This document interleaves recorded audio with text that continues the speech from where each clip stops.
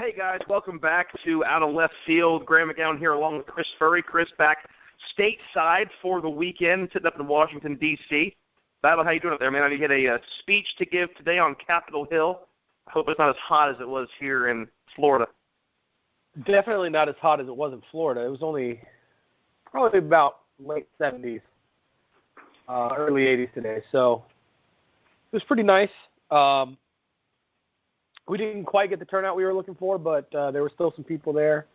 And I went ahead and gave my speech and was able to rein it into about 17 and a half minutes. So not bad. Nice. Now, I know we've talked. I know you have Trigger, but this was for a group called Dogs for Warriors, correct? Right. So Dogs for Warriors is a nonprofit organization based out of Ohio. And what Dogs for Warriors does is they obtain and train and pair service dogs with veterans at no cost to the veteran. These are PTSD and traumatic brain injury service dogs. And like you were saying, I have a dog. His name's Trigger.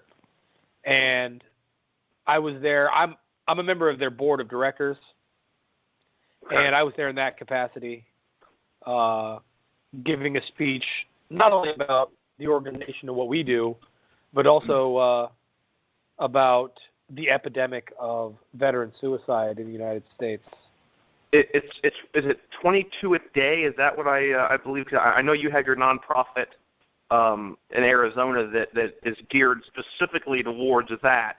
I know Dogs for Warriors kind of pairs with you nicely because, you're using a service dog to try and, I guess help a veteran who's maybe slipping into that low point where the dog is aware of it and is able to try and hopefully, bring him out of that low spot. Right. So the current accepted statistic is 22 per day. That is based on voluntary reporting that the VA did analysis on in 2012 and again in 2014. And they were analyzing death certificates for veterans in all states that reported. And that's where that 22 a day number comes from. Now, only 21 states reported in that study. So while 22 is a great rallying number because it is so incredibly high, shockingly high, the problem is that it's probably much higher. Right. Because some of the states with the largest veteran populations didn't report. California, Texas, Virginia. So, I mean, just California and Texas have veteran populations that are, huge, and they didn't report in the study. So, but yes, that's the number that we use. That's the number that we've kind of rallied around, and it's a number that we would like to see fall dramatically as soon as possible. Right, obviously to zero. And guys, for you out there, again, we're at the moment, we're not sponsored. We don't have anybody telling us what to push, what not to push. But for those of you that do have friends or family that are military or were, or you have been touched by the loss of a service member or just their service in general, I believe, Chris, and you can correct me if I'm wrong, but from what I've seen, you can go to the Dogs for Warriors website and make a donation there. I believe it is tax deductible, but it helps for the training of dogs. Dogs are not cheap by any means. My dad had a service dog because he has polio, so he had one. Dogs it takes a lot of money to train them and to pair them up with with a veteran. And a lot of times those dogs, their temperament may be good, but then it also may fall off and then they can't be used. So if you're interested in donating, please go to dogsforwarriors.com, I believe is a website. And dogsforwarriors.org. .org, okay. Dogsforwarriors.org, and donate if you're able and willing to do that. Again, what we want to do is obviously bring that number down to zero.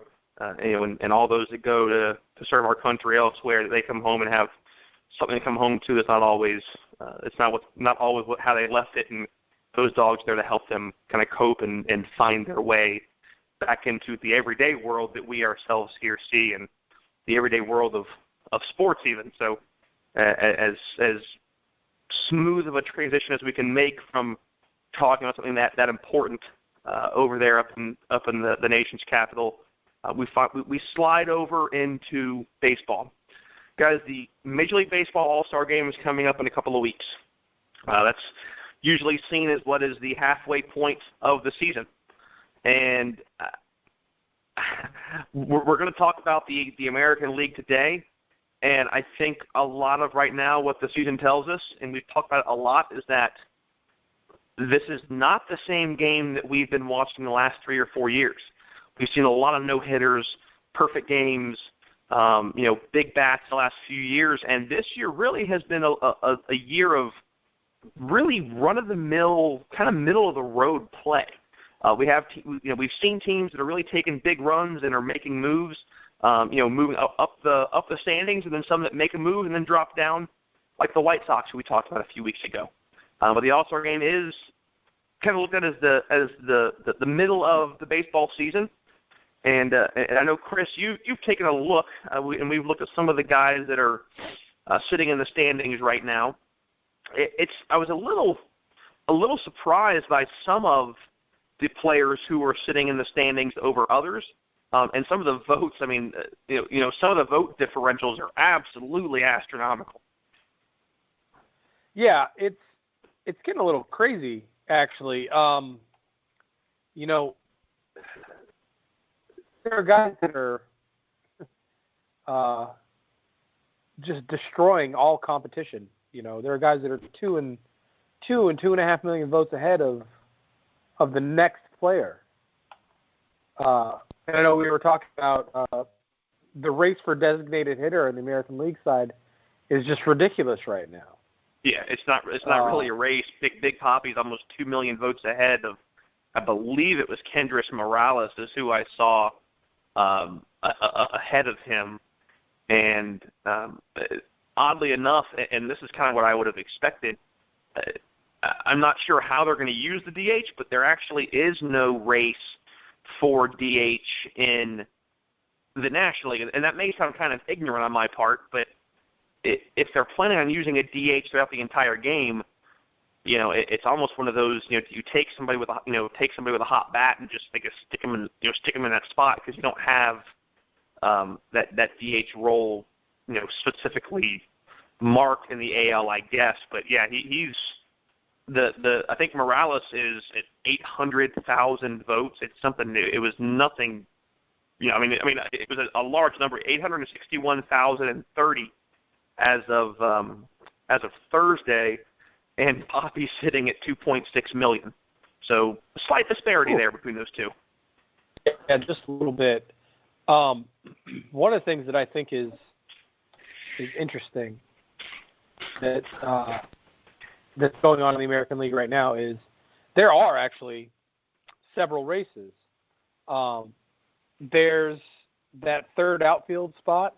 Yes. In the American League that's kind of up for grabs. Mookie Betts is now leading that race.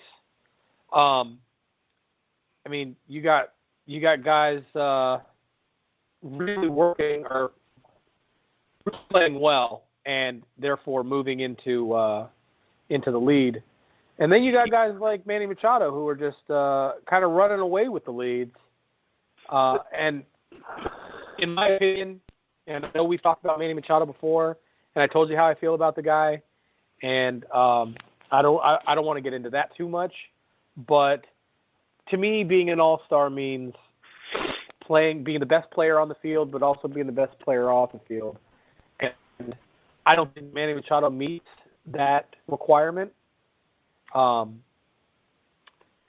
at the same time, is he the best third baseman in the American League? Maybe. If he's not, then who is, right? He's certainly the most polarizing third baseman in the American League. Yes, and I'm gonna go back to your outfield point, then I'm gonna jump back to third. Mookie Betts is right now about 30,000 votes ahead, just under 30,000 votes ahead of the fourth place, which is Mark Trumbo, and there's only a 5,000 vote gap between Trumbo and Lorenzo Cain of the Royals. Trumbo's bat is red hot, and we're going to get into that here in the next segment. Mookie Betts is a very solid outfielder. I think he's going to be a perennial all-star. And with Jackie Bradley Jr., he's sitting relatively comfortable second. He's at 300,000 votes ahead of his teammate. I think Trumbo has the numbers right now to be a starter, but I don't foresee it happening. He's pretty far behind. I don't think you're going to have enough fans. I mean, you don't see the push like it was last year, coming from Kansas City, where almost the entire starting lineup of the All-Star game for a while was Royals players. So I think Trumbo gets in as an All-Star. I think he'll end up being a bench player. He has the bat. There's no reason that he shouldn't be in it. As far as Machado goes, I agree. He is definitely the most probably the most polarizing figure. The race between Machado and Josh Donaldson is really going to be the big one for who starts. I'm pulling the numbers up as we talk. I'm really surprised that Machado is ahead as far as he is of Donaldson. Looking at his average, I can kind of see it. I don't get a chance to watch many of their games, even though they are in the area where I am. In the AL East, I have the Rays down here, so I get to see him occasionally. Machado's hitting 321. He's hit 18 out, driven in 43, on base at 382. Donaldson's a little bit lower. He's hitting 285. Both players are hitting over their career average. Donaldson has 17 home runs and 47 driven in, on base at 397. So even though Donaldson isn't hitting with as high of an average as Machado, number-wise they're about the same, and they're both dynamic players. We first talked, I kind of agreed, thinking I thought Donaldson should be the starter, but I think looking closer at the numbers, I don't really have a gripe either way. I think they're both definitely going to be all-stars, and you're going to see fantastic glove work from that hot corner, no matter which one starts, and I would wager a guess that one will replace the other depending on who starts and who's on the bench. Let's not forget, though, that Josh Donaldson was just named AL Player of the Week. And over the past week, the guy went 12 for 27. He was hit 444 on the week, scored 11 runs, hit 4 doubles and a triple, 3 home runs, in a 7-game stretch. Wow. And yeah, that's not numbers you're going to see very often from a player. I give you that for sure. And he's still 500,000 votes behind in the voting. I think that I think a lot of that, though, is name recognition, man. I agree. And here's one. One of those names. I agree. I just saw this, and it really struck me. Mike Moustakas is on the 60-day DL. And Mike Moustakas right now is third in vote getting for that third base position. Almost 1 million votes behind in fourth. Of all people, Adrian Beltre, who I think is a surefire Hall of Famer. He's hitting 273, 10 homers, 43 ribbies. The name, his name is still big. I guess he's getting older, but right now, what he's putting up will translate into our conversation next. But he's on one of the best teams in baseball, likely the best team in the American League right now, and he's not getting a whole lot of love for what he's done on a consistent basis throughout his career. Well, I don't think any of them are. I don't think anybody. I don't I don't think that anybody on the Rangers is getting any love right now. And they are the best team in the American League at this point. But this is an American League that's not really putting up a strong showing this year. Right. No, the best team in the American League right now is not as good as the worst first-place team in the National League. And that really says something. It does. And what gets me about that is, you know, and I'm looking here at numbers like, you know, your boy, and we're not going to get into it much, but, you know, your boy Buster Posey is about 100,000 votes behind Yadier Molina, which surprises me. But what really gets me off that stat that you just gave is that ever since, I want to say it was 2008, because you and I were both at Redstone when it happened. It had to have been 2008, is when they had the tie in the All-Star game. So right. Bud Selig comes out, and to try and kind of make it mean more, now all of a sudden he puts home field advantage in the World Series riding on this All-Star game. And what you're saying is that the best team in the AL doesn't even have as good of a record as the worst division leader. Okay, so whatever division leader, you know, their record is not as good as that, as you know, the lowest win total division leader in the National League. Yet if somehow the AL pulls out, they could end up with home field advantage because of one game that is supposed to be more for the fans. It's the biggest thing that I want to see changed in the All-Star game. They already did the home run derby last year, which I think was a slam dunk.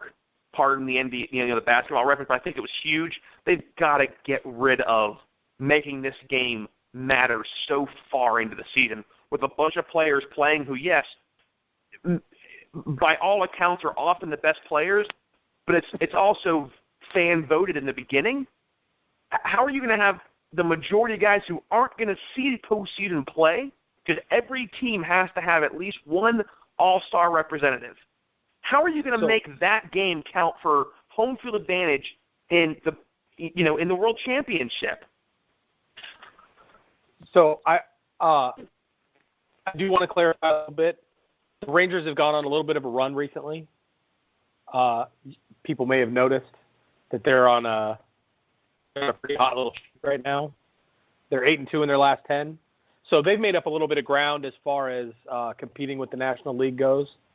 But, you know, you got the Indians at 22 wins. You got the Orioles at 43 wins. Those are your division leaders in the East and Central. And then you have the Rangers at 47. Now, in the league, you got two teams tied at 48 wins, the Cubs and the Giants. And then the Nationals at 43. So when you look at these standings, you've got one team, one division leader in the American League that's as good by virtue of having played one less game, is as good or equal to the Nationals, who's the worst division leader in the National League. And you got the Indians, who are a game back of that. And these are the teams that are leading their respective divisions.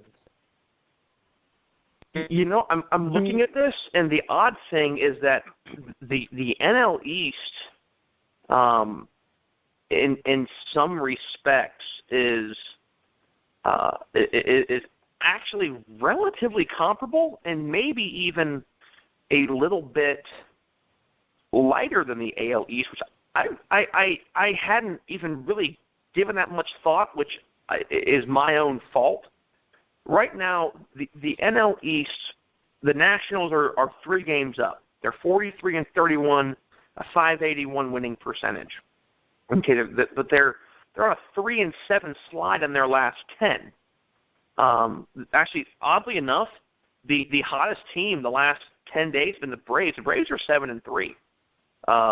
And even the Marlins took a few away from the Cubs. So if right now you look, your top 3 teams in the NL East are the Nats, the Mets, and the Marlins. And each team has a couple of more games played than one or the other, but 581, 542, and a 527 winning percentage, respectively, for those three. Your top three right now in the American League East are the Orioles, the Red Sox, and the Blue Jays. The Orioles have a 589 winning percentage, which is a little bit better than the Nats. The Sox are at 562, which is 20 points better than the Mets. And the Jays are at 539, which is close to the Marlins. So that division, east to east, may be a little bit closer to being,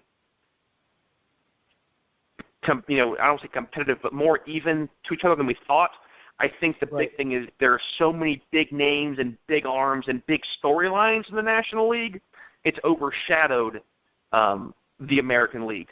So, since I think we both pretty much agree that, they need to change the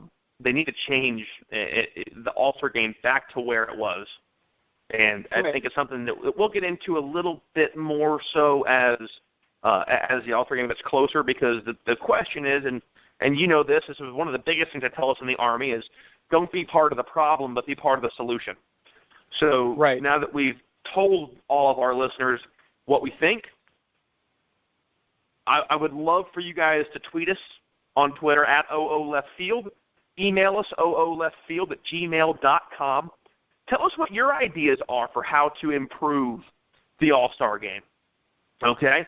And Chris and I are gonna come up with ours, and we're gonna take what we have and what you guys have, and we'll put the best ones on the air. We'll put up some on Twitter, and let's kind of see where it goes. Because I think that if the biggest issue is that there was a tie, the easiest way is to expand the rosters. So let's talk about this some more in a week or two. Again, guys, get at us on Twitter or email, and we'll give you that Twitter handle and that email address throughout the show. But what we really want to get to, and we've promised you guys for a while, is getting into the American League, where we rank the divisions and what we see transpiring throughout the season, going into the postseason this year. And we did promise everybody that we would talk about the American League today, and we have been somewhat remiss on the American League in our first 3 or 4 shows. And for the record, I also promised no Giants talk. Yes, I recall, folks, no Giant. Chris, if there is a quick mention, that's fine, because I may make one, but we're not getting into every single player going to the Giants. I'm just nixing that early. We have been a little bit remiss about the American League recently, and I think that we need to talk about what's going on in the American League, because even if these teams aren't playing great baseball right now, a lot of them, there are some pretty fun to watch races coming up in the American League, specifically in the AL Central. And the AL Central is basically just a free-for-all. Everybody in the AL Central, unless you live in Minnesota, has an opportunity at this point to lead that division, and has led that division at some point this season. You're talking about a division where the number 4 is only 6.5 games out of first place, and that can really be attributed to the fact that they're only playing 500 baseball in their last 10. They're 5-5. Prior to that, that was a White Sox team that was doing pretty, trying to come out of a slump, and you don't see that. I mean, you see that a little bit in the AL East, where you have the Yankees 6 games out of first place for the Orioles, but the Yankees are playing 6-4 baseball, and they have been. That's just, the Yankees aren't having a great year this year. But you look at the AL West, and the A's are 15.5 games out. The Angels are 16 games out. The Mariners in third place are 10 games out. And the Astros are 9 games back of the Rangers right now. The Rangers basically have that division going into the All-Star break sewn up at this point. I mean, if this I would say the Rangers are going to win that division. And I don't think that I don't know if that's going to change at all. You know? I'm with you, and that's kind of where I broke mine down. I broke mine down, kind of working from the East over. So I'll ask, do you want to start from the Central, or do you kind of want to start from the East and work our way towards the West Coast? Yeah, let's go East to West. Okay. That seems like the easiest thing to do. The East is, and we just discussed this with the last segment with the All-Star game, is relatively close. You have 3 teams similar to what we have in the NL East that are pretty close. I think I really see the Yankees. They're not going to make a long-term push. I think the Yankees are going to be more maybe kind of what the Marlins are right now.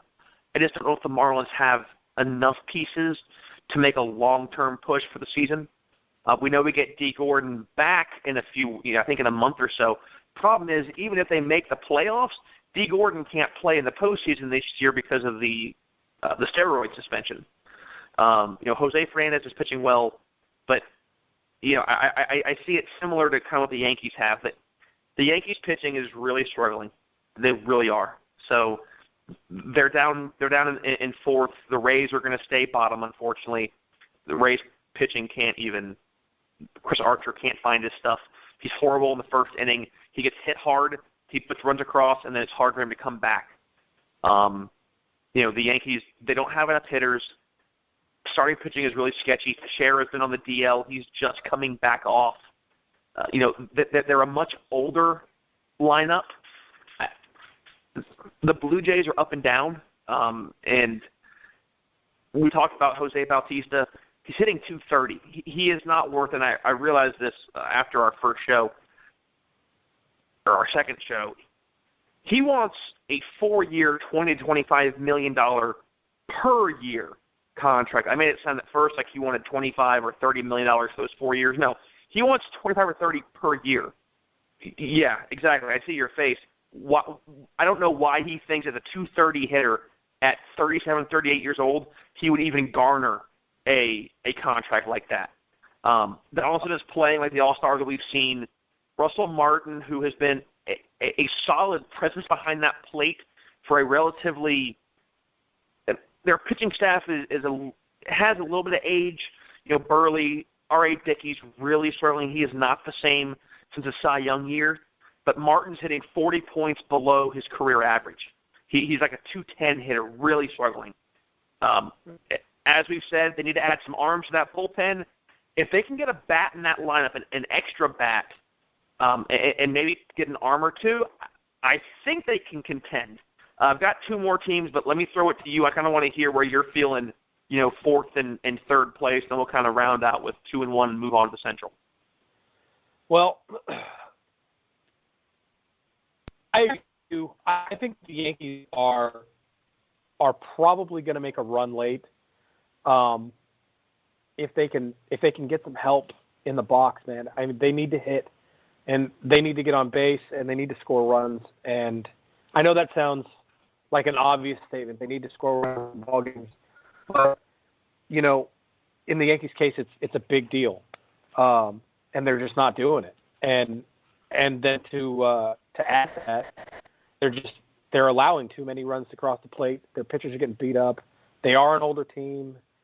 I think you can comfortably leave the Yankees there in 4th place, though they're almost interchangeable with the Blue Jays at this point. I like the Blue Jays better towards the end of the year than I like the Yankees, but not well enough to get out of 3rd place. I really think the Red Sox and the Orioles are going to take that division. The Orioles, I think, are going to finish it out on top. They're just playing better baseball.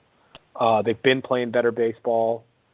And if they're really strong at home this season, I think that,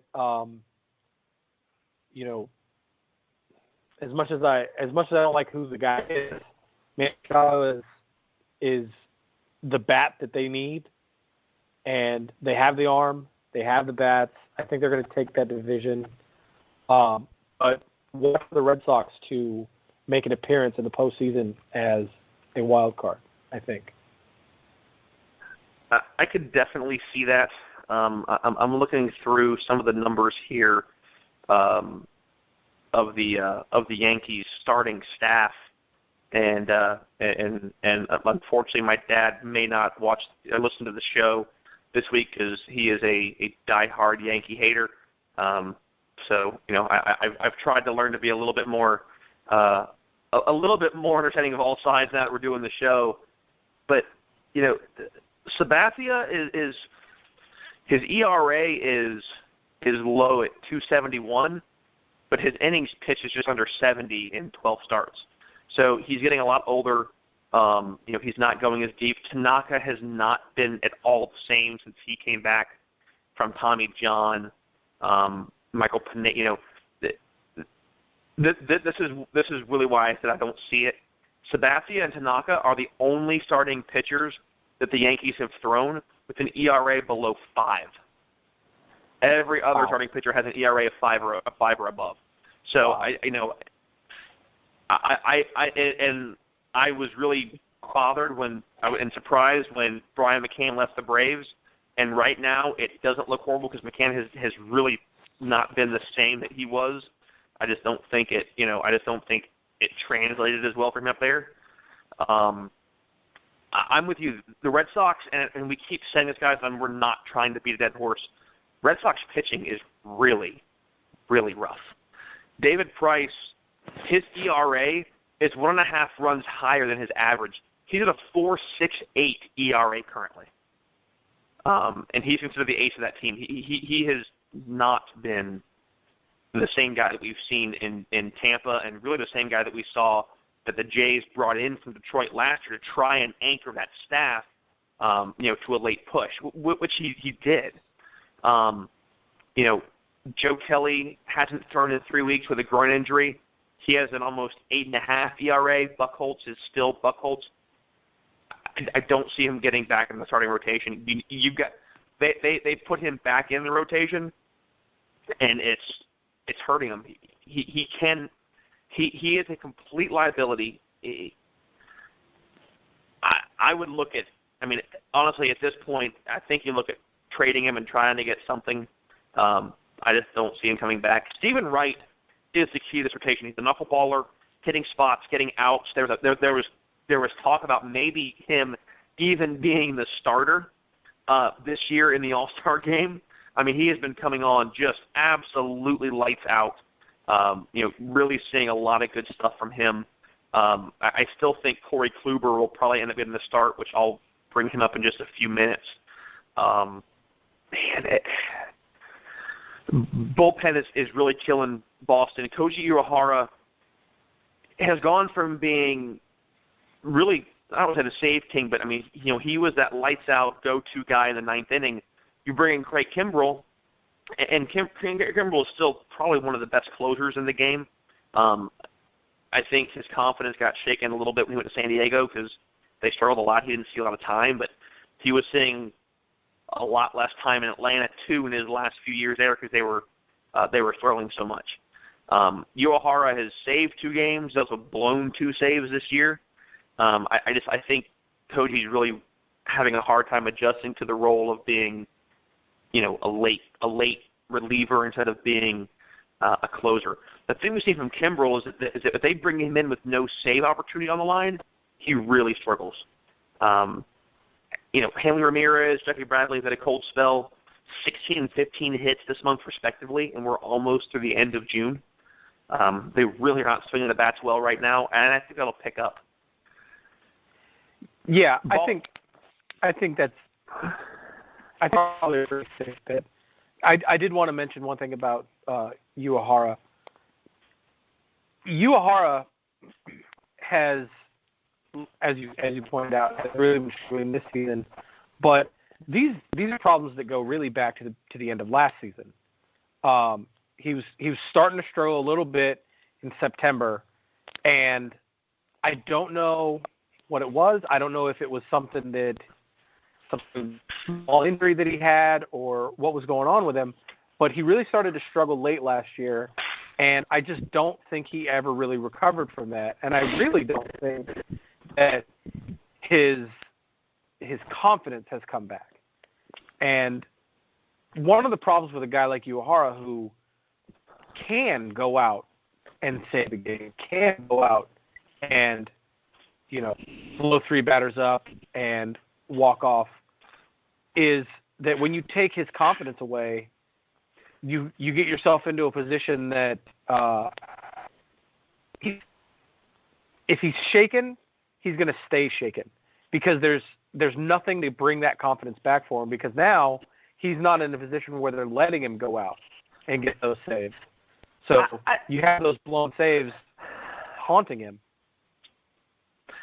I don't know if I'd say his confidence is shaken. I think it's more he's just having a hard time adjusting to not being the closer, because I think it was a role he was comfortable in, and not saying the nerves are different, but it's a whole different feeling when the game's on the line for you, or you're coming in to set up the next guy to finish the game. And I think that's where he's having kind of a hard time getting used to that 8th inning role instead of that 9th inning, close it out. I know what I got to do. Here we go. So you don't think losing his job as closer for the Sox is shaken his confidence? I don't think so, because he didn't lose it because of his performance. He lost it because they were able to get Craig Kimbrell in a trade, and Craig Kimbrell is arguably one of, if not the best closer in baseball right now, and has been consistently the last 4 or 5 years.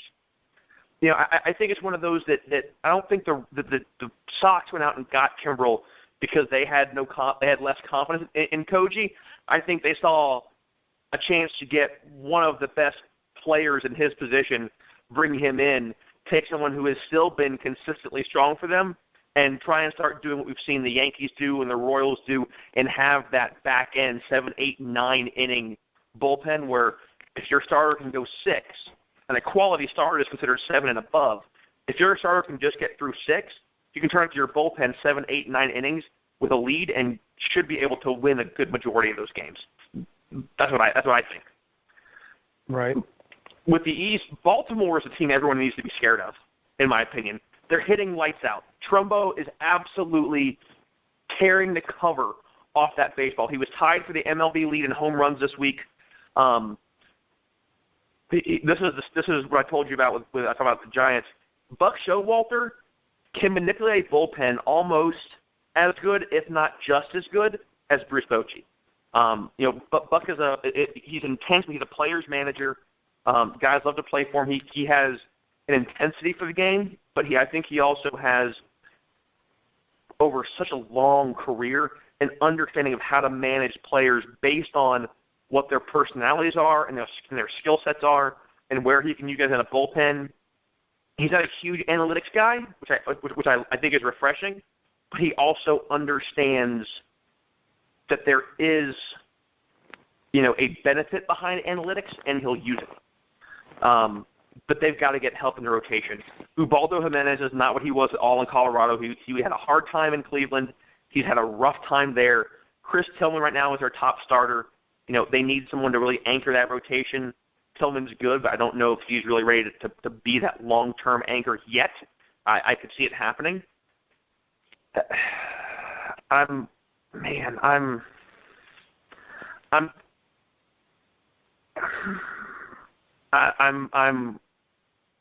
have a hard time with it, man. I think, and honestly, I just read this, and I'm changing my mind. This is what I have written on the computer.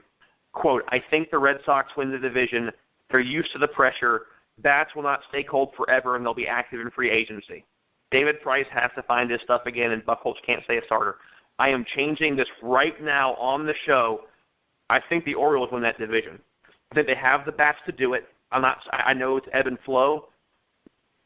Man, they're playing strong. I think Buck knows how to go out. They can get an arm. He can fit him in their rotation. I really think the Orioles end up winning the AL East. Yeah, I agree. I just think that I think the Red Sox problems are going to persist. Maybe not their problems with bats. And I agree, bats can't stay cold all season. Horrible luck if they do. But bats aren't going to stay cold all season. But those problems that they have in the rotation in Boston aren't getting any better. You know, like you said, they got a guy there that they pulled out of the rotation, put into the bullpen, and anytime the guy in for more than 2 innings, he's a liability. And that's not getting any better, and his replacement's not getting any better. So I agree. I think the Orioles win that division. Moving on to the Central. The Central, I think, is going to be the most fun to watch. Because I think you can't ever say, you know, that the Royals are out. And you can't ever say that the Indians are necessarily out. Right now, the Indians are running that division. The Royals are 4 games back. But as we've seen from the AL Central this season, that can change on a dime and has changed on a dime. I think we were discussing before the show that one of the interesting things about the AL Central is that almost every team in that division has led that division at the beginning of 1 month of this league, of this season. Of the season, yeah. I mean, besides the Twins, it's pretty much kind of rolled over. I mean, everyone's kind of had that hop, skip, and jump, you know, leapfrog over each other for the divisional lead at one point throughout this early 2016 season. Right. And so, obviously, the Twins are in the bottom. They're going to stay in the basement. I don't see the Twins having some miraculous comeback this year and coming even close to breaking the top 3 or even the top 4. I think they're going to stay in 5th place. Their win percentage right now is .311. That's a batting average. That's not how you get. That's not how you get into. That's not how you get into the postseason. No, I think the Twins. To your point, I think the Twins are still stuck in, you know, kind of that Joe Mauer era. I mean, Mauer is on clearly the backstretch of his career. He hasn't caught in 6 or 7 years, I think. Maybe 4 or 5 years. You know, he's playing first now. They tried him in the outfield. Paul Molitor, I think, I don't know him as much as a player. He seems like he's a good manager. I'm not saying that any of this is his fault. They don't have the pieces, and they haven't had pieces in a long time. And they really are not providing Paul Molitor with any semblance of a team that can really be competitive from the start of the season down the stretch. I mean, they're just, you know, that they taper off, they string a win or 2 together, and it looks up, and then all of a sudden they drop 4 or 5 straight. It's just, you know, like you said, you know, you can't take a batting average winning percentage and expect to be competitive in a season or even, you know, throughout a couple of seasons. I don't see them turning it around anytime soon. Yeah, I agree. But then we get into this thing that's really interesting. So you got the Indians, the Royals, the Tigers, and the Sox. 42 wins, 38 wins, 38 wins, 37. These teams are, at this point, in a free-for-all for who wants this division. And at the end of the day, I don't think that any of these teams is out. I don't think any of these teams is even remotely out.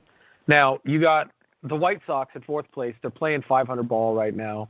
The Tigers are playing 500 ball right now. The Royals are playing a little bit better. They're 6-4. Now, the only reason that the Indians are leading this division at this point is because they're 7-3 in their last 10. They're playing really well right now. And actually, I kind of made a joke about this before the show started, but there's something going on in Cleveland right now that maybe attributes this 6-game streak that they're on. A couple of guys in the Cleveland clubhouse have made a shrine to Joe Boo, the voodoo doll of Major League, the film fame, that one of the players would pray to for hits. And so they made this shrine in the Cleveland clubhouse to Joe Boo, with a couple of Joe Boo statues and some little mini bottles of rum and a very nice sweatshirt that's very reminiscent of like an ugly person sweater, with a picture of Joe Boo that says, "It's a bad idea to steal Joe Boo's rum." And it sounds really funny, you know. It's a great up to the movie, but since they made that shrine, they're 6-0, and who knows? Maybe there's a little Joe Boo magic in Cleveland, but I don't think that lasts the season. I think the Royals take that division, but it's going to be a runoff probably down to the end between those two teams. Throwing a little Tigers, throwing a little White Sox. They're probably going to swap positions 1 through 4 times before the end of the season. But I think the Royals take that division again. But I see the Indians in the wild card as well. Okay. Just so you know, Chris, I know that you're having a rough connection. We're losing you a little bit at times. Sometimes you're breaking up a little bit. So you think the Royals are going to end up taking the division to round out the year, with the Indians make a shot at the wild card? Yeah, I think we see the Indians in the wild card this year. I think the Royals take that division. Okay. Now, guys, just so you know, I do plan, as soon as the show gets done, to get we'll get a picture of Joe Boo up there for those of you that don't know what Joe Boo is, and we'll put it up on our Twitter page. It's at OOLeftField on Twitter. You can email us, ooleftfield@gmail.com. We are looking at trying to get a Facebook page up for the show here soon. So those of you that are on Facebook can also follow us there. I think right now I'm with you. It's clearly a 14 race at the moment. But the White Sox look just like they did the last time we talked about them, which I think was our Week 2 show. They brought in James Shields. He is not proving to be a good addition. He is still struggling horrendously bad. They haven't picked up anything when they released Jimmy Rollins or Matt Latos. If they keep playing the way they are, I'm writing off the White Sox by the All-Star break. I don't think, if they keep playing this poorly, I think that they're, at that point, their confidence likely could be shot to the point where, I just really don't see them making a late push. They may prove me wrong, but if I don't see at least something to show me that they're finding any traction, I don't think they do it. The Royals released Omar Infante this week, their second baseman, which surprised me. He's really been struggling this year. Their infield has been plagued with injuries. Moustakas is hurt, which we discussed in the last segment, on the 60-day DL. Hosmer's kind of been in and out. He's had some issues here and there. Right now, he is absolutely killing it, and he's holding it down. Alex Gordon is struggling with the bat. Their outfield production is still decent, but what's been our common theme this year, man, has been pitching, and it's really plaguing those, the champs. I mean, Edinson Volquez has an ERA over 5. He's really getting knocked around the yard. Chris Medlin, who came from the Braves and was decent for Atlanta for a while, is an ERA is near 8. They need to make some additions to the rotation. I think Moustakas will be back. If you can find someone to kind of hold down that third base spot in the meantime. But I just want to point out, Moustakas is done for the season. He tore his right ACL. Did he? Okay, I had him on the 60-day DL. I didn't look at that. Okay, so he's out for the season. He's out for the season. Man, okay. Wow. And Actually, got that update here. I just found that update here, and apparently that was just updated recently. And so let me ask you this then: does that change really your pick? hurts? Yeah, it might. That really hurts Kansas City. Mike Moustakas is they're really heavy bats, you know. I think that I think having him out for the season might give Cleveland the edge that they need. I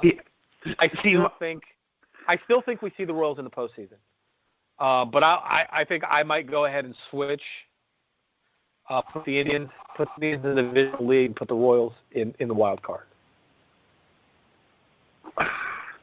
Moustakas is the emotional leader of that team, where Hosmer is the leader, I think, by performance. And I'm not at all dogging or knocking Hosmer's his intensity. I mean, he's a fantastic player. I think likely could be a starter at first base in the All-Star game. And I think they both lead that team in different ways, but Moose really is kind of that big personality. I disagree with you, man. If they don't make some additions to that rotation quickly, and with Moose out, I think they'll miss the playoffs. You think so? I do. I just don't see another team. Well, and this is kind of the Jays maybe, but then you put us in a position now where you have 3 AL teams in the playoffs. We talked about this. You wait till I get to my wild card picks, and I think you're going to be surprised. Okay. The Tigers have shown signs of flash and brilliance throughout the season, but they still need a piece or two to get over the hill. They're playing better than what I think we give them credit for, because they've kind of been that perennial. They make a run, but it's never been that consistent long-term push to get them over the hump. Verlander he's not what he was back in 2010, 2011. At that time, I thought he was going to be this generation's Nolan Ryan. I was wrong. He lost what was there. Now, Bumgarner and Kershaw are sitting that, and so is Max Scherzer. I think those three are probably the next generation, and no one's ever going to be, 5,000 plus strikeouts with 7 no-hitters, but we're always looking for a comparison. Jordan Zimmerman was looked at as a second ace coming from the Nationals. He's underwhelmed a little bit. Anibal Sanchez has been horrible in June. He really is struggling. He has fallen off the deep end. But what's new, there's a guy named Michael Fulmer, and he is, I think, a rookie this year, has been huge to their rotation. A lot of guys are comparing him to a young Verlander. When Burley was just coming up, really was throwing upper 90s, hitting triples, dotting his spots. I haven't had a chance to see him pitch much, but from the numbers I've seen, he looks good. I'm not going to say, they say numbers never lie, but I want to see him. But they still have batting. Mickey does what Mickey does. Ian Kinsler has been a huge fit, or a huge piece, a great fit for the club. James McCann behind the dish needs to find his stroke again, because you've got Jared Tolzalamakia, who is, he was everyday catcher for the Red Sox, but they had a lot more pieces there. He's not going to be your everyday guy. So McCann's got to find that bat. He's hitting again just over 200. He spent a lot of time on the DL, but I think that they have bats. J.D. Martinez is hurt right now in the outfield. He'll come back. Justin Upton was a good acquisition for them from San Diego. But right now it's Cleveland, man. Cleveland is spot on. Kluber very well could win the AL Cy Young this year. He is pitching lights out. He's one of, if not the best pitchers in the American League. Undeniably is the ace of that staff and an ace in Major League Baseball. I know we talked about how often ace is used. I use that term very precisely. Their bullpen is solid. Guys love to play for Tito. Francona is, he's a huge, players manager. You've talked to guys like Millar on Intentional Talk. They love playing for Francona.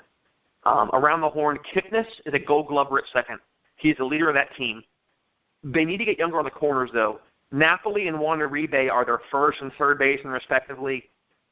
You need someone that can play the hot corner, can play first, that has some pop in his bat. And Napoli is not the best hitter. He's usually a below 200 or 250 hitter.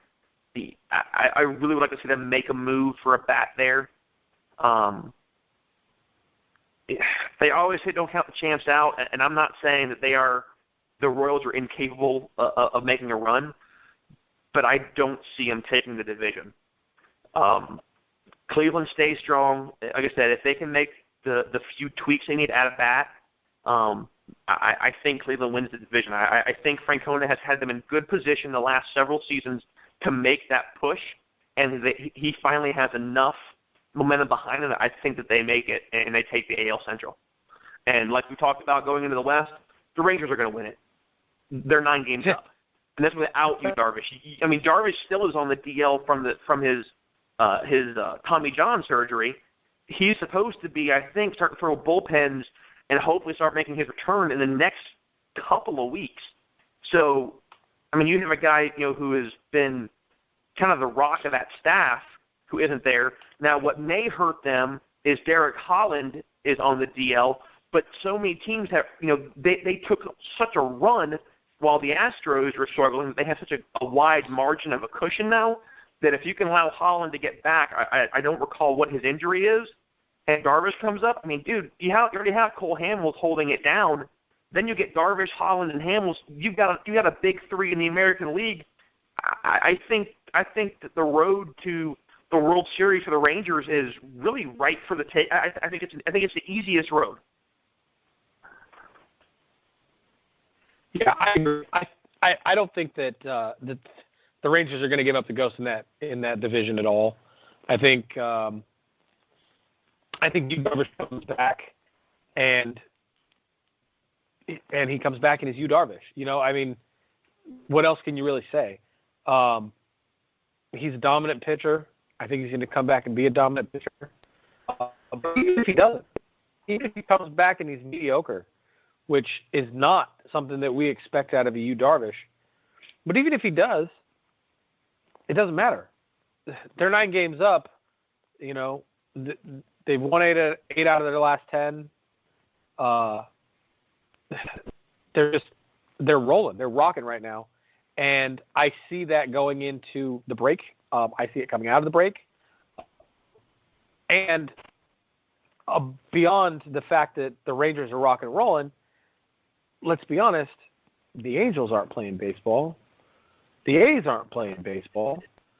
The Mariners aren't playing baseball. The Astros are the only team that's playing baseball right now. They're also have won 8 out of their last 10. Yep. But it's getting to be kind of a situation of too little, too late. The Astros are so inconsistent.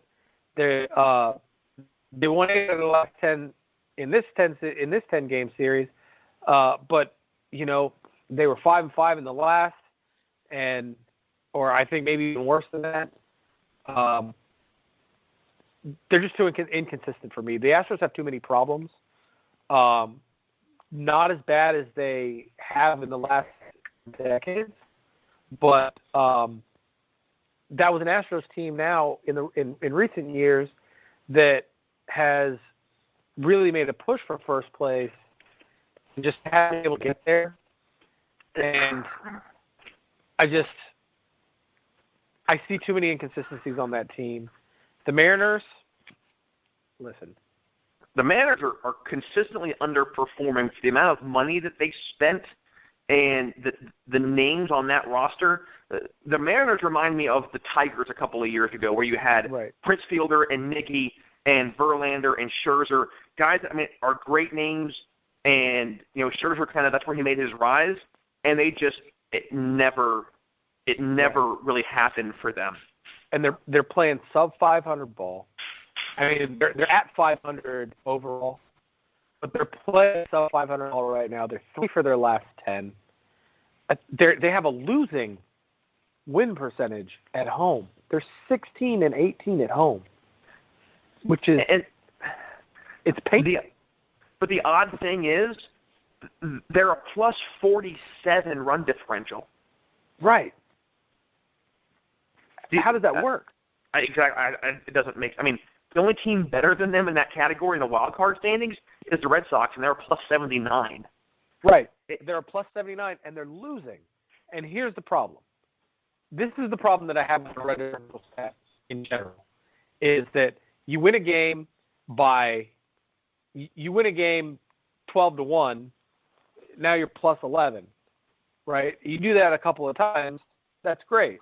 But you start losing these 1- and 2-run games, your run differential doesn't suffer much, but you still lose ball games. So it doesn't matter how many games you win by 8 or 9 or 10 runs if you're losing ball games by 1 or 2 and you're losing more than you're picking up. Good point. I agree, and I think that's why I don't see the Mariners. Felix is still solid, but we haven't seen him be the same King Felix we've seen for a while. Obviously, I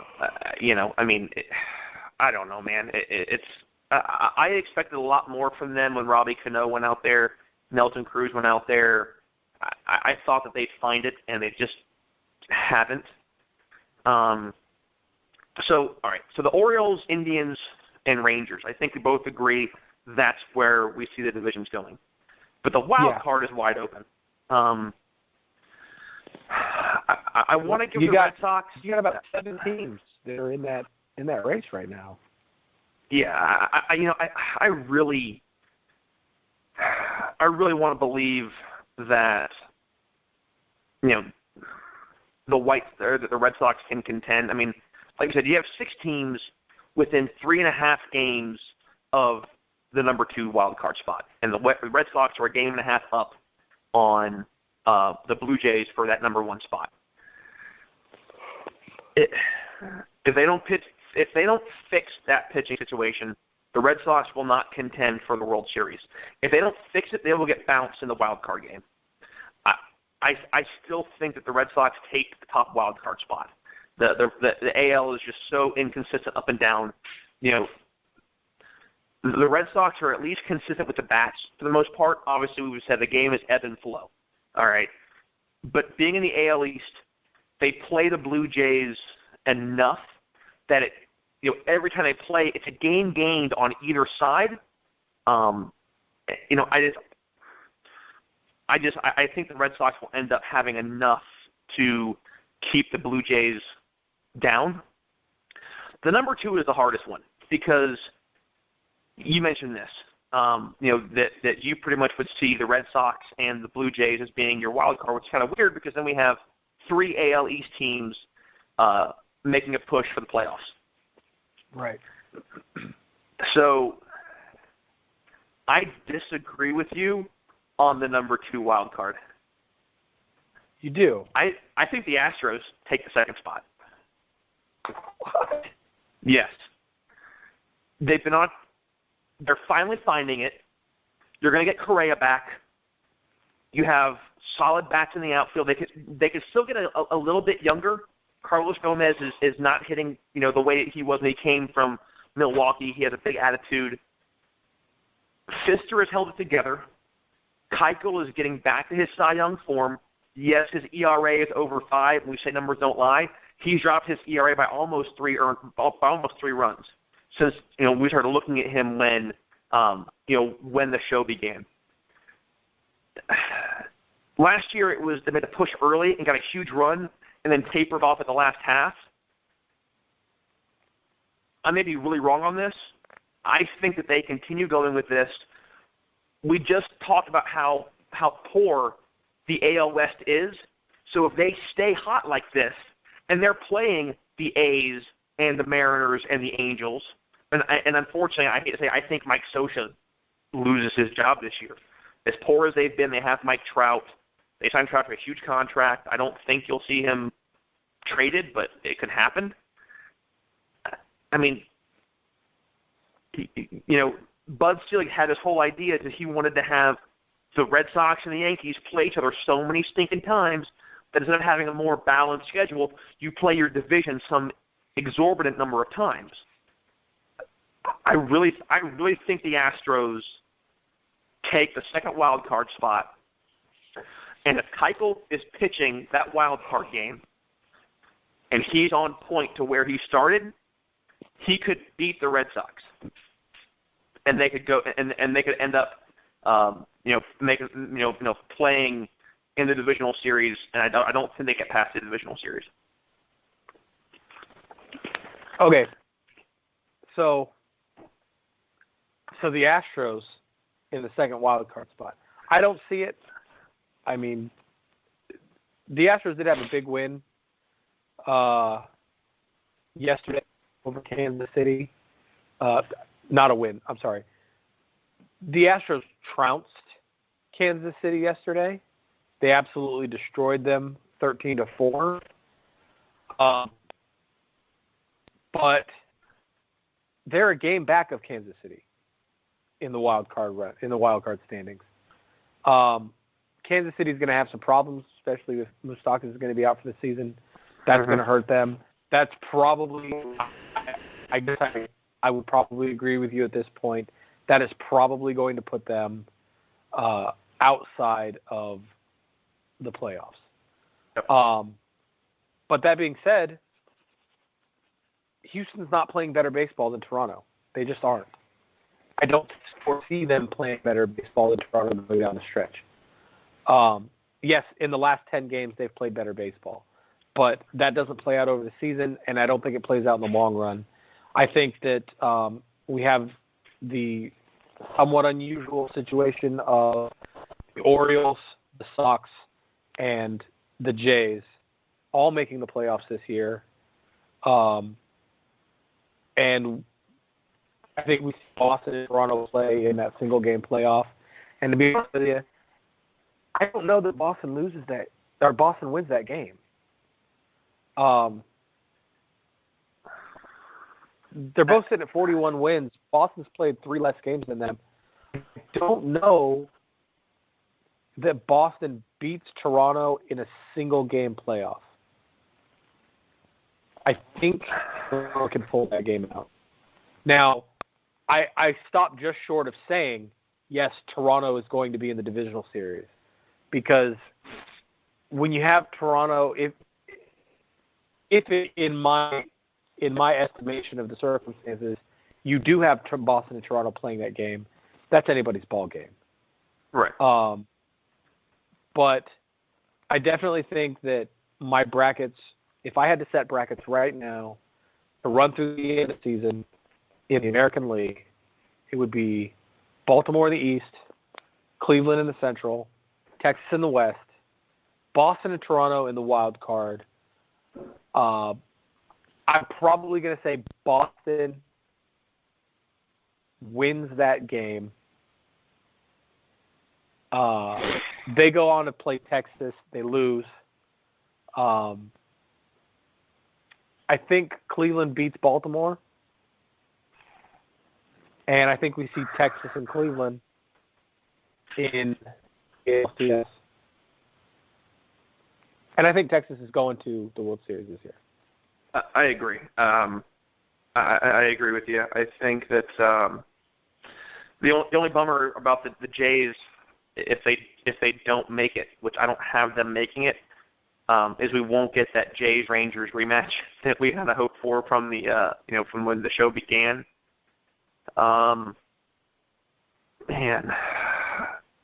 Boston, by the way, beat Texas yesterday. Right, man.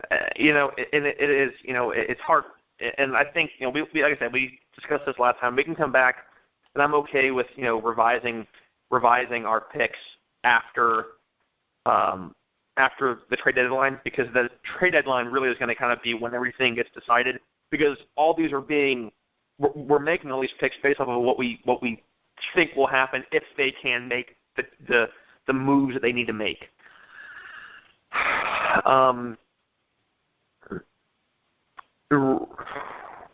Right now, if Dallas Keuchel keeps doing what he's doing and that ERA comes down to where it has been, I think that they could I think they could beat the Red Sox. The Red Sox bats are hot, but the problem is they're, even David Price is giving up so many stinking runs, he just gets backed up by his, by his offense. If Keuchel's on, there's no guarantee there. It's a coin flip game. I think the Astros, I think, could beat the Red Sox, if they're playing consistent baseball. Actually, you know what? I take it back, man. I take it back. Now the Red Sox would win that game. The Red Sox have too many threats. The problem with the Red Sox, as I look at this, is you can't, in a one-game playoff, you can't pitch around that many hitters. So I'm going to change it. And the problem is that Houston hasn't played consistent baseball, and that's what's playing them all is they haven't. I agree, and I see that point. And I knew, this is kind of a gutsy call to go ahead and say the Astros are going to take the number 2 spot. I say the Red Sox. Yeah, the Red Sox would beat them. Would beat the Astros, I think, even with Keuchel. It's unless their bats go cold, which is kind of why I wish that it wasn't just a one-game playoff, which we've talked about. The Red Sox would move on, face the Rangers, I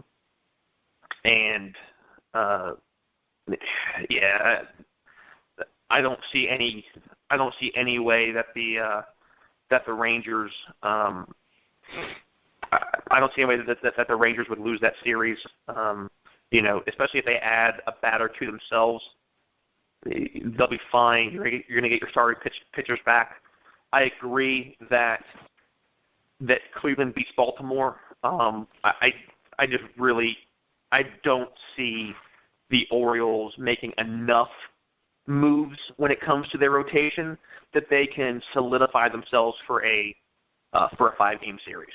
I just don't see that. I can't remember. Maybe it's 7. I don't remember how the division works. I'm drawing a blank at the moment. It's 5, 5-7-7. Okay, 5 that's what I thought. Okay. 5, 7. Man, once Cleveland and Texas plays, that's going to be a fantastic series. The one edge that Cleveland has, they have a manager who's won 2 World Series, and Tito Francona, but they are still a very young team. The majority of their players haven't been to a World Series. Cole Hamels has won a World Series with the Phillies. I'm with you. I still think that the Rangers would beat the Indians and would go on to the World Series, and represent the American League. I don't. They have such a large margin already, and they're really, really playing well. And the fact that they're only going to get more guys back is just scary. So then there you have it, guys. That puts Graham has the Cubbies and the Rangers in the World Series. I have the G-Men and the Rangers in the World Series, and I think that's with the those are probably the best mid-season-ish analyses that we can make as far as bracket goes. I know it's really early for us to be discussing these sorts of things, discussing who's going to go to the World Series in June, but these are conversations that you have to have all season because these things start to develop patterns, and those patterns tend to be pretty consistent. And baseball is such a mental game, man. Baseball is so mental. Right. If you get into one player's head, I mean, Bryce Harper's really been struggling from the start of the season. I mean, his numbers I saw the other day, his extra base hits, his on base, I mean, he has really dropped off.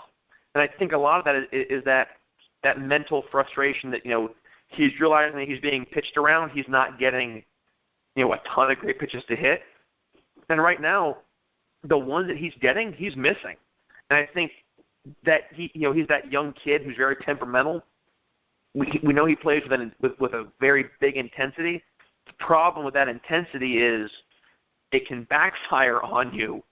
If you're not hitting well and you're really you are on yourself even more so than the media or the outside noises are, then you can begin to feel like you're never going to get a hit, a la Giancarlo Stanton. Giancarlo Stanton is just a shell of himself since he came back from getting hit in the face. And, hey, if I got hit in the face by a fastball and my face exploded, I don't blame him. The problem is he's getting paid a ton of money. And I think it may be something, and we can get into this another time, and I'll just say this really quickly. It may be one of those times where he needs to see a sports psychologist if he hasn't, kind of like Derrick Rose did for his knee, and figure out, hey, are you just nervous getting in there? Because if he's at a point where he's having a mental issue getting in the box, it almost makes me wonder if the Marlins would try and use an insurance to nullify that contract, because they're paying him such a huge amount of money, and he is not. He is definitely not playing like he's earned that contract right now. He is really, really struggling, which is surprising with how well the Marlins have been playing. So guys, moving on, and before we do it, if you agree with our our standings, disagree, whatever it may be, shoot us an email at ooleftfield@gmail.com. Tweet us, ooleftfield on Twitter, at ooleftfield on Twitter. What I will do is within the next day or so, I will get Chris's his projections, my projections for both leagues. We will put them up on Twitter so you guys can take a look at them. Like I said, I think we both kind of want to reserve the right to tweak them a little bit once the trade deadline happens. I mean, they have power rankings that change every week. I want to see what the teams that we chose, what they do by that point, and then once the deadline's over, they're in stone. We're not going to change it from that point. So and let's remember, we're always playing this game, the same game that we always play, if the season ends tomorrow game. Right. And that's what we're basing our picks on at this point. Yep. And the season ends in another 3.5, 4 months. So we've got some time. This last one is something that, Chris, you and I have talked about for a while, and I've been holding it on the shelf because I've been waiting for an answer from Major League Baseball. Finally got it, and it's more of it's a question that it's not anything that currently exists in Major League Baseball in the same way that it does in the National Basketball Association.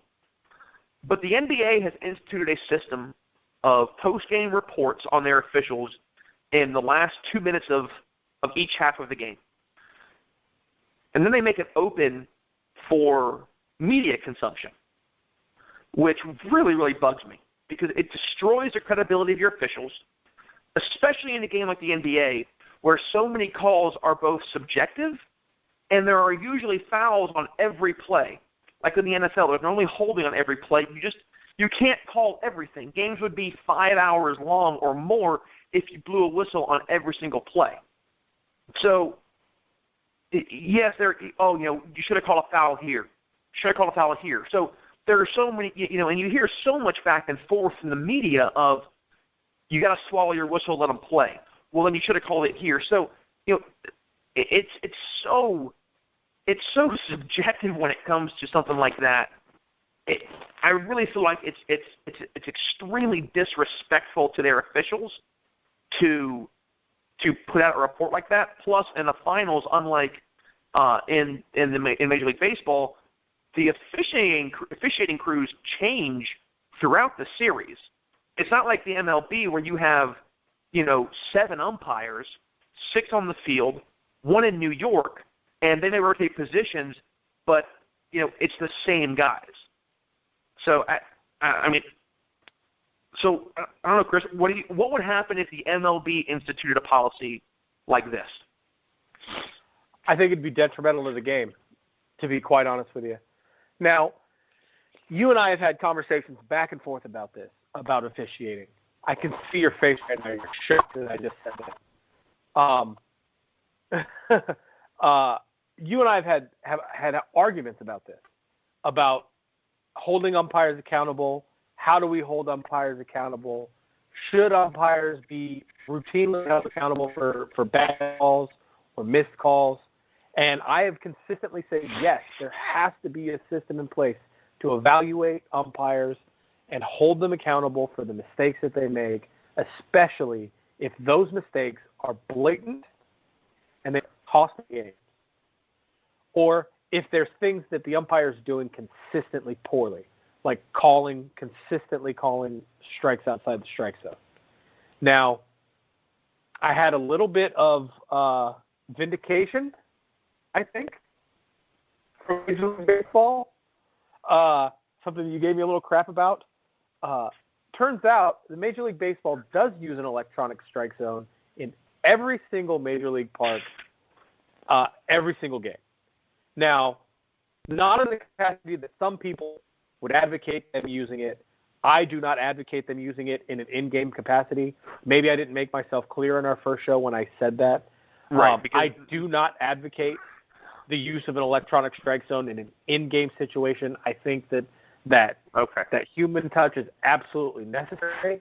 But I think that in an evaluative situation, it is something that should be used and apparently is being used by Major League Baseball to make sure that umpires are consistently calling strikes that are in the strike zone.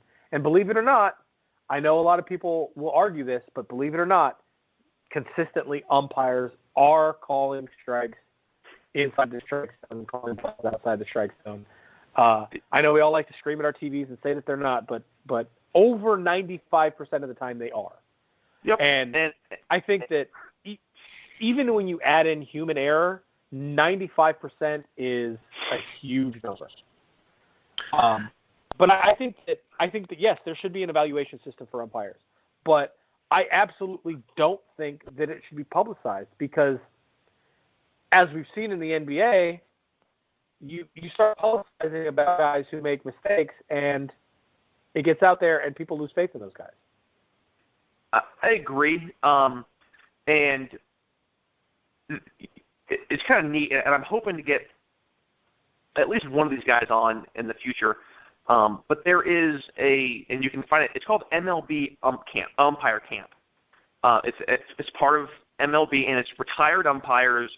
Ed Rapawano, Bruce Fleming, Charlie Rutherford, guys that have been in the league a long, long time, were respected, and they put on like a 3 or 4 or 5 hour clinic for the public. It's free. Happens at different baseball parks around the country. They had it in Miami last year. It'll be in Tampa Bay in August. But those guys are umpire evaluators as well. And they will go to a respective ballpark, and they will watch the game, usually upstairs. And any close play that, be it, the way an umpire rotated, did they get the call right? Were they in the right angle? They will look at those plays again, and they actually report back to Major League Baseball, on the performance of that particular umpire. Now, I did, I was looking up while you were talking, and there was about 3 or 4 years ago, and it was on MLB.com. But there are 2 reports to be filed for every game.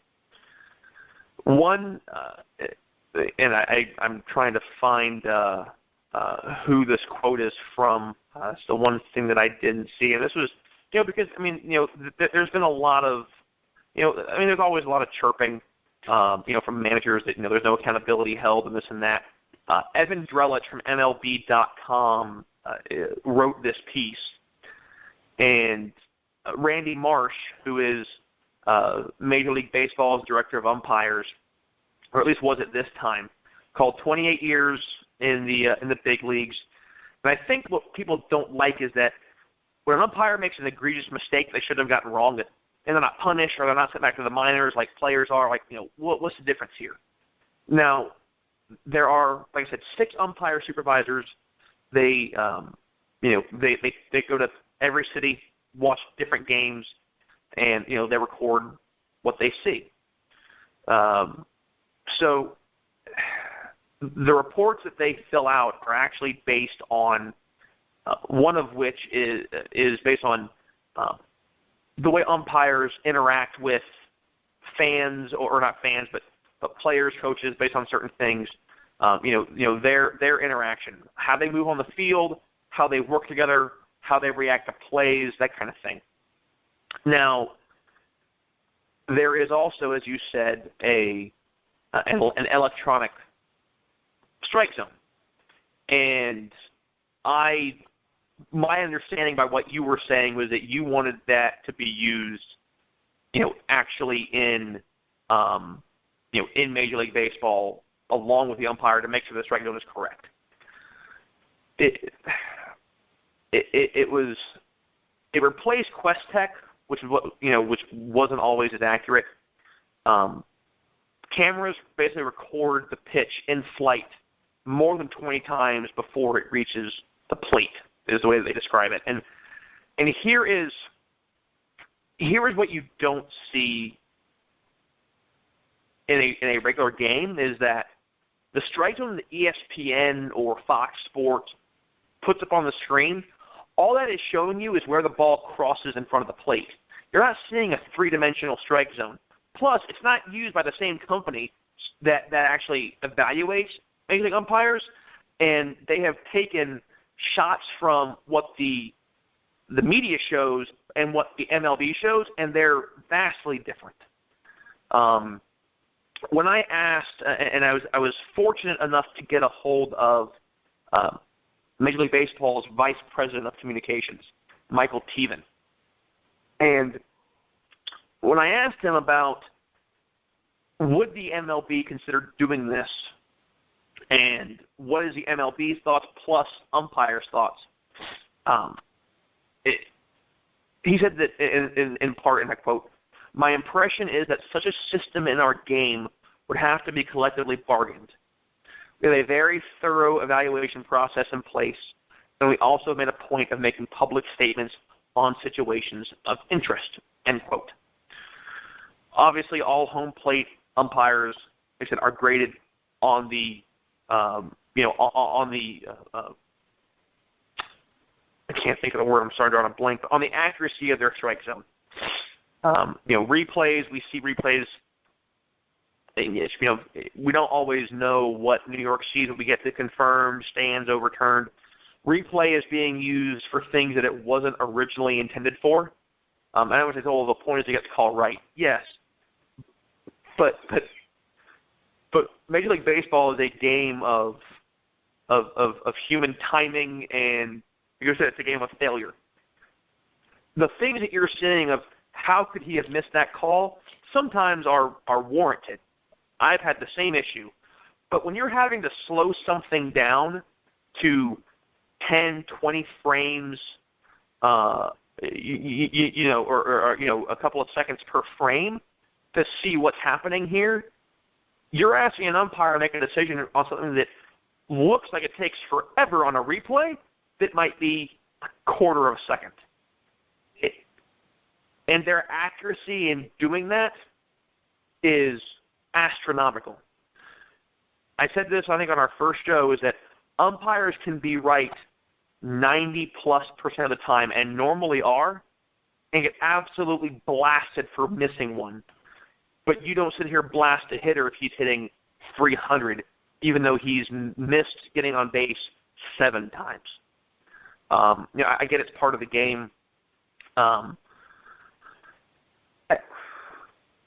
You cannot sit there and just lambaste an umpire in the media off of every single close call. They already do that on replay. That's why replay was created. But it was created more for the big calls. The clear, safe, like Todd Helton a few years back, where he was 3 feet off of first base in the Dodgers game, and they punched the runner out. I couldn't believe it. It was made for that, and they're using it for things that are so small. That's why replay takes so long sometimes, guys, because you're trying to make a decision that's a split-second call. It's hard to see. I also asked them, why, do umpires have, or does the media have access to umpires? And I know we discussed, we know they do, because I think 2 weeks ago, we were talking about the Syndergaard, or maybe let's say the Syndergaard issue, that that the crew chief, Tom Hallion, spoke with the media. So there are multiple things here for umpire media access.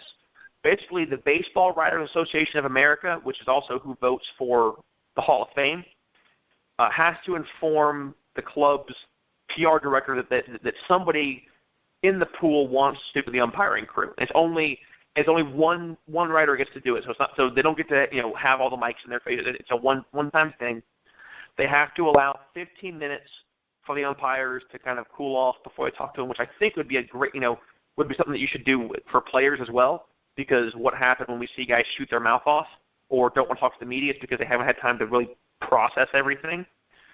The crew chief can speak with the pool reporter on behalf of the entire crew, or if there is a specific umpire that is involved in a call and they want to, that umpire can speak with the pool reporter with the consent of and the presence of the crew chief. So the crew chief gets to decide if they get to talk to the umpire who made the call, and then he has to be present, which is fair because a lot of times if it's a younger guy or a newer guy, it keeps him from either putting his foot in his mouth or getting his words twisted. So it was things I didn't know. I think it's good that that they can talk to umpires. I think we should see it more often than we do because umpires get villainized or vilified, and then when they're right, you don't hear anything. It doesn't matter. So, as far as replay goes, you have to talk to New York. But I'm with you. I mean, there's just no reason to blast your officials that way. That put them out there for media to see, especially in baseball where the majority of the game you can kind of see as it goes because every close play is going to be put on replay anyway. So you're going to know what they missed or didn't miss. As far as the strike zone goes, you're going to hear chirping from all sides because all you can see in the dugouts is up and down. You can't see inside, outside. So, I appreciate MLB for getting back to us on that, and I appreciate, Chris as well, you for doing that. Kind of let me get into that for a second. So, sure. Guys, that rounds out. Go ahead, Battle. There's one more thing I'd like to say. Sure, man. Yeah, please. I mean, I completely agree that that Major League Baseball is doing the things that they need to do as far as officiating. And one of the things each player has had issues with officials in the past, had issues with blown calls and maybe even poor officiating. I think one of the things that really upsets me is even at a 90+%, and in some cases 95+% accuracy from the umpires in Major League Baseball, you never walk away from a really great game or a really close game and say, wow, that was some really great officiating. Yep. You never hear anyone say that. And I think that's really indicative of the issue. Because you see a guy like, I don't know, you see a guy go 3 for 4, 4 for 5, hit 2 or 3 home runs, a double, and you think, man, that guy had a great game. Yeah, but in his last 10 games, that's his only 4 hits in his last 14 at bats. Right. So he may have had a great game that game, but realistically, he's hitting 200. One of the things that you hear, and actually, Major League Baseball does a great thing. It's called MLB Third Team. They've done it 2 out of the past 3 or 4 years, and it's basically camera crews have access to the World Series crew, and you hear them talk, you hear them, on the field. It's actually pretty neat.